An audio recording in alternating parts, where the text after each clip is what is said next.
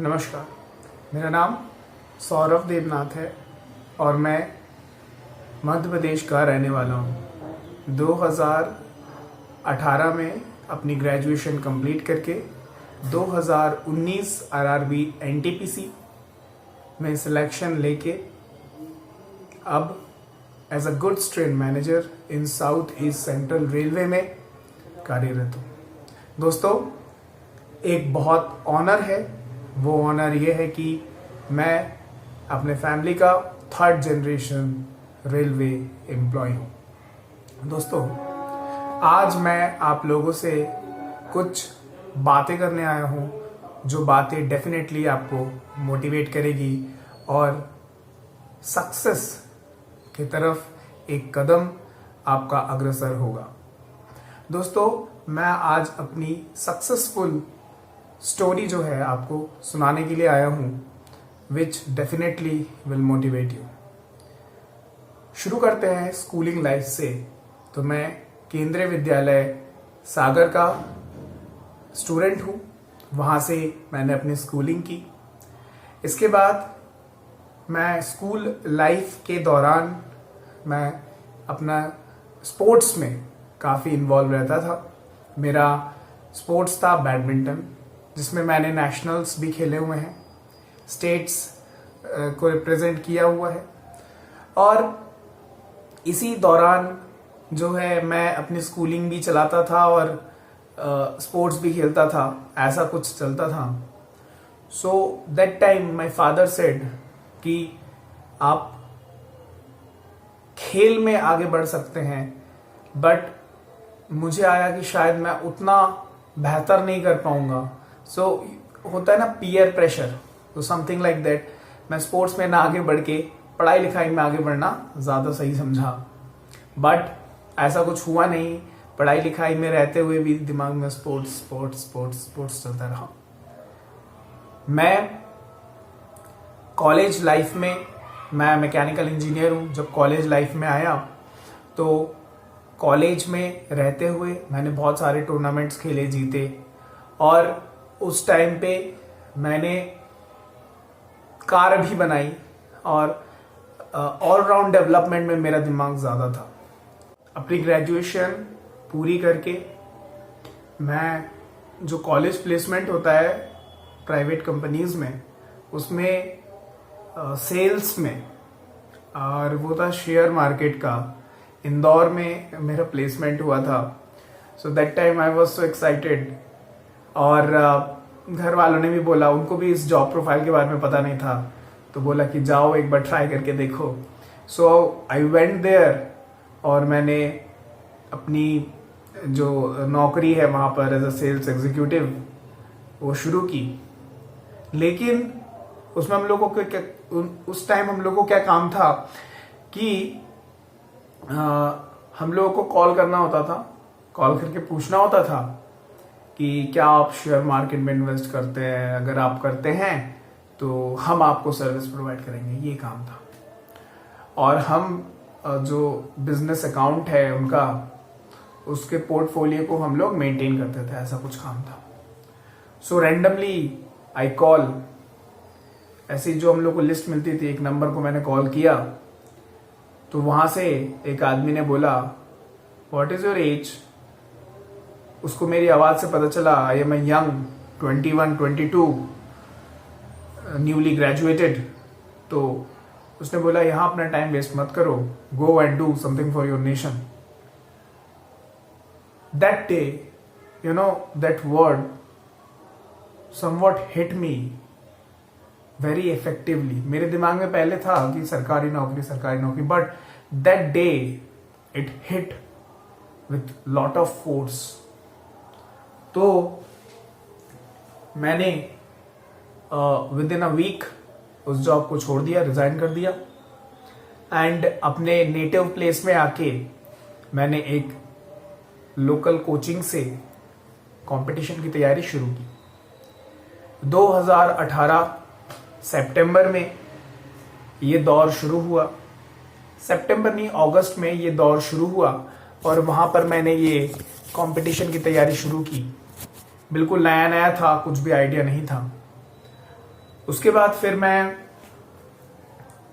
वहाँ पर थोड़ा सा अच्छा परफॉर्म करने लगा बोल सकते हैं। तो उसमें कुछ 100-150 बच्चों के बीच में बेसिक मैथमेटिक्स का जो उन्होंने पढ़ाया 1-2 महीने तक, तो उसका एक टेस्ट हुआ, तो उसमें रैंक 3 आया। माय फादर सेड कि जाओ और पटना भेज दो, पटना भेज दिया जाए तुमको, और पटना में जाकर तुम पढ़ाई करो और कंपटीशन का एग्जाम निकालो। सो ऑन 4th February 2019 मैं पटना गया और मैंने वहाँ पे एक कोचिंग इंस्टीट्यूट से क्लासेस लेना शुरू किया। एंड यू नो व्हाट, वो डिसीजन मेरा जो डिसीजन था वो बिल्कुल सटीक था। लेकिन जो बोलते हैं ना कि सक्सेस इतने आसानी से मिलती नहीं है, जो स्पेलिंग है ना सक्सेस, जो वर्ड है सक्सेस, उसको हासिल करने में बहुत टाइम लग जाता है, बहुत दिक्कतें, बहुत स्ट्रगल, बहुत प्रेशर, बहुत कुछ फील करना होता है, आपको गो थ्रू करना होता है। अगर आपने एक भी जगह पे अपने पैर पीछे किए तो मामला गड़बड़ हो जाता है। बस आपको लगे रहना है, लगे रहना है, लगे रहना है।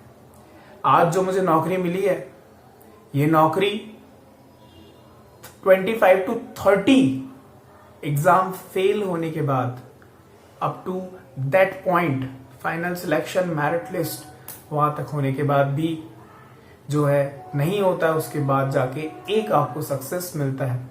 कुछ लोग होते हैं जिनको एक बार में नौकरी मिल जाती है, आई एग्री, लेकिन उनकी तादाद कम होती है और हम जैसे लोगों की तादाद ज़्यादा होती है। और अगर आपने ऐसे फेज में अपना प्रिपरेशन छोड़ दिया तो आप भी बहुत पीछे छूट जाओगे। मैं जब वहाँ गया, पढ़ाई शुरू की, तो उस दौरान मैंने बहुत सारे जो है प्रीलिम्स सो कॉल्ड वो क्लियर किए। मैं फौज में बहुत इंटरेस्टेड था, तो मैंने रिटर्न क्लियर करके 9 SSB दिए, जिसमें से मैं कॉन्फ्रेंस आउट हूँ। लेकिन अनफॉर्चुनेटली मेरा फाइनल सिलेक्शन नहीं हो पाया।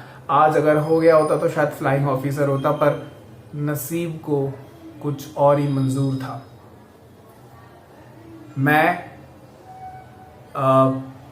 वहाँ पे पढ़ता रहा। मैंने बहुत सारे एग्जाम्स दिए, लाइक मैंने आपको फौज बता दिया है। मैंने बेल्ट जॉब, मुझे बहुत अच्छा लगता था। मैं पुलिस फोर्स में भी ट्राई किया, वेस्ट बंगाल सब इंस्पेक्टर का मेंस लिखा हूँ। और भी बहुत सारे थे, जैसे PSU, जैसे DFCCIL, उसके बाद और भी थे, बहुत सारे थे। एट ए टाइम मुझे अभी याद भी नहीं है, इतने मैंने एग्जाम्स लिखे थे। तो उसके बाद फिर मार्च के आसपास जो है फॉर्म आ गए थे रेलवे के, सो आई फिल्ड। और लेट मी टेल यू, मुझे रनिंग स्टाफ की नौकरी, लाइफ बहुत अच्छी लगती है। डोंट थिंक कि फॉर सेक ऑफ मनी, उसकी भगवान की दया से कमी तो नहीं है, but the nature of job, the challenge that we face मतलब डेली। क्यों? क्योंकि इंडियन रेलवे में जितने सारे डिपार्टमेंट्स हैं, उन डिपार्टमेंट्स काम करते हैं किस लिए? गाड़ी चलवाने के लिए। And we are on the pilot seat, that give us goose bump. और ये बहुत एनर्जाइज्ड करता है मुझे पर्सनली। तो फॉर्म फेल हुआ, पढ़ाई शुरू हुई, और आ गया सो कॉल्ड कोरोना। सब तहस नहस कर दिया, कोचिंग बंद, सारी चीजें बंद। क्रैश कोर्स कर लिया था तो मटेरियल मेरे पास आ चुका था। उसके बाद कोरोना पीरियड में महामारी शुरू हुई, बहुत ज़्यादा डिप्रेशन वाला स्टेज आया, सब बंद थे, एग्जाम्स होते नहीं थे। लेकिन मैं अपनी पढ़ाई कंटिन्यू रखा, क्योंकि मुझे पता था अगर मैंने यहाँ पर ब्रेक लगाया तो फ्यूचर में ब्रेक लग जाएगा। इंटरेस्टिंग फैक्ट है, कभी आने वाला है। थोड़ा सा आपको बता देता हूँ। 2009-10-11 में मेरे क्लास में एक लड़की पढ़ती थी, और बचपन का प्यार तो वो था। वो अभी भी, मतलब ये प्रिपरेशन स्टेज अभी तक, जहां तक कहानी में आया हूं यहां तक वो साथ में है ना। फ्यूचर में देखिए क्या होता है, बताता हूं आगे। तो दिमाग में था कि अगर मुझे उसको पाना है तो मुझे सरकारी नौकरी लगानी ही पड़ेगी। इतने सारे फेलियर्स मिल चुके हैं मुझे, लेकिन मुझे सिलेक्शन तो पाना ही होगा, अदरवाइज वो तो गई। तो चीजें बहुत टफ थी, पढ़ता रहा। इसी बीच में एक फेज आता है इंडियन सोसाइटी में, लड़कियों की शादी के ऊपर जो है, लड़कियों की शादी के लिए उसके ऊपर बहुत ज्यादा तनाव, टेंशन। वो बिल्कुल फैक्ट है, सबका एज हो रहा है, सबके पेरेंट्स ये सोचते हैं, देयर इज नथिंग रॉन्ग, कुछ भी उसमें गलत नहीं है। बट मेरे हाथ भी बंधे हुए थे। तो उसकी नौकरी लग गई, उसकी नौकरी, सरकारी नौकरी लग गई, और मेरे ऊपर और प्रेशर आ गया कि सौरभ उसकी लग गई है, अब तो और उसकी जो शादी की तैयारी है और जो एक्सेलरेट हो जाएगी, और तुम्हारी जो है अभी तक नौकरी नहीं लगी है। 2021 में मेरा प्रीलिम्स हुआ, and with lot of pressure जो है आई स्कोर 90 आउट ऑफ 100, और मैं टॉप 20 में था ऑफ माय जोन प्रीलिम्स में। और ये कैसे बोल सकता हूं, एक वैकेंसी आई थी कमर्शियल अप्रेंटिस की, तो मेंस के लिए 1:20 लिया जाता है, तो उसमें मेरा नाम था। तो प्रीलिम्स अच्छा हुआ था, फिर बारी आई मेंस की। फिर मेंस में भी यही कोविड वाला सीन शुरू, और उसके घर में शादी की बातें शुरू। बहुत प्रेशर था। मैंने लेवल 6, लेवल 5, लेवल 3, लेवल 2 के लिए क्वालिफाई किया हुआ था सभी के लिए। तो मुझे लेवल 6 में नहीं जाना था, ये मैं किसी और वीडियो में आपसे शेयर करूंगा, क्योंकि स्टेशन मास्टर मुझे पसंद नहीं था, सिर्फ एक पसंद था कमर्शियल अप्रेंटिस। लेकिन समझ में आ गया था मेरी जो प्रिपरेशन है वो इतनी एनफ नहीं है कि मैं उसको क्लियर कर पाऊं। तो लेवल 5 का जो पेपर था वो मुझे बहुत अच्छे से देना था। सो लेवल 6 के पेपर में मैं अपियर हुआ, but I was bit over confident और बिट कैजुअल, दोनों ही चीजें थी। तो मैंने वो एग्जाम बिगाड़ लिया, मतलब ऐसा बिगाड़ा कि मेरिट लिस्ट में नहीं हुआ, सिलेक्शन हुआ, साइको भी क्लियर किया, सारी चीजें हुई। Later I will come to it. तो मैंने दिया, और मुझे समझ में आ गया कि अगर इसी तरीके से लेवल 5 दिया तो इतने प्रेशर में और ऐसे कैजुअलिटी के साथ कैजुअलिटी हो जाएगी। तो मैंने लेवल 5 का पेपर के लिए, वो जो लेवल 6 और लेवल 5 के बीच में जो 1 महीने का गैप था, मेंस में 1 महीने का गैप मिला था दोनों लेवल्स में, उसमें मैंने लिटरली दिन रात एक करके पढ़ाई की। मैं लिटरली 12-12, 14-14 घंटे पढ़ता था। या दैट्स ट्रू। और ये पढ़ना पड़ता है अगर आपको क्लियर करना है तो। कुछ लोग मल्टी टैलेंटेड होते हैं, वो गॉड गिफ्टेड होते हैं, उनको ठीक है, लेकिन हम जैसे की तादाद ज्यादा है, तो पढ़ना पड़ता है। मैंने वो 1 महीना खूब पढ़ा, इसकी स्ट्रेटेजी भी शेयर करूंगा धीरे धीरे। खूब पढ़ा, और पढ़ने के बाद जो है लेवल 5 का जो एग्जाम है, लड़की का प्रेशर, जॉब का प्रेशर, घर वालों का प्रेशर, सभी प्रेशर को जोड़ते हुए मैंने मेंस लिखा, and there I score 80 out of 120, और मेरी रैंक भी अच्छी आई। इसके बाद मेरा लिस्ट में नाम आया for the medicals. I was so excited. Medicals, I know कि मैं खेलने कूदने वाला लड़का हूं, there is no issue. Medicals दिए मैंने 8 दिसंबर 2022 को। इसके बाद 11/1/2023 को मेरा नाम पैनल लिस्ट में आ गया as a goods train manager. सबके जीवन में वो जो पीडीएफ होता है, जब हम अपना रोल नंबर सर्च करते हैं और जब वो रोल नंबर मिलता है, बोलता है 1 मैच फाउंड, वो इतना एक्साइटिंग होता है, इतना हैपनिंग होता है, ये क्या बताएं। फिर अब तो नौकरी लग गई है, तो हम अपनी बात उसके घर वालों तक पहुंचा सकते हैं। तो when I clear that medicals, तभी मुझे समझ में आ गया था कि मेरी नौकरी लग गई है। So I called her and said, uncle से बोलना, नहीं पापा से बोलना अपने, कि नौकरी लग गई है, शादी के लिए जल्दी आएगा लड़का। ऐसा होता है, आप अपने सपने पूरे कर सकते हैं एक नौकरी के बाद, जो भी आपका सपना हो। और उसके बाद फिर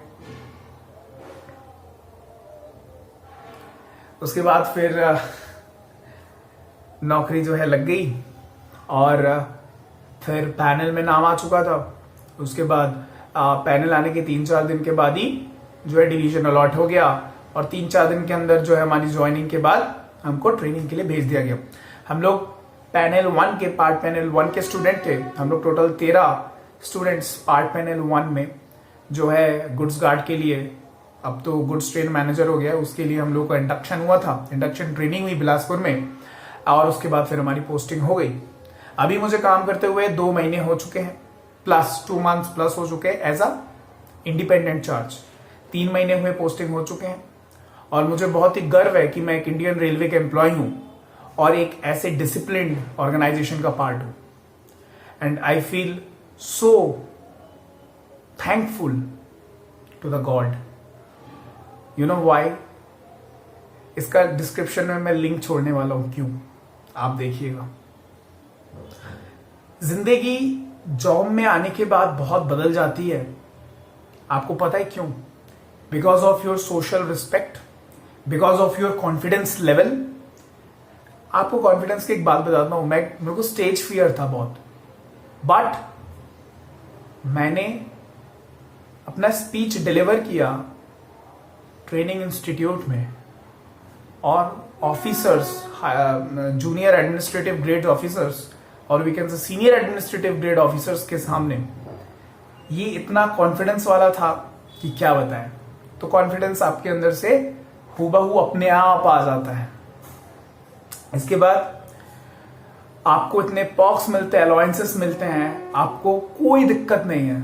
आपको ट्रेन में ट्रैवल करना है, इट्स फ्री ऑफ कॉस्ट। आपको कहीं पे भी घूमने जाना है, आपके holiday home free of cost. आपको ढेर सारा पैसा मिलने वाला है। 30 तारीख को आप जब सो के उठेंगे तो आप खुशी के मारे जो है वाव वाव वाव करेंगे। तो जिंदगी बहुत बदल जाती है।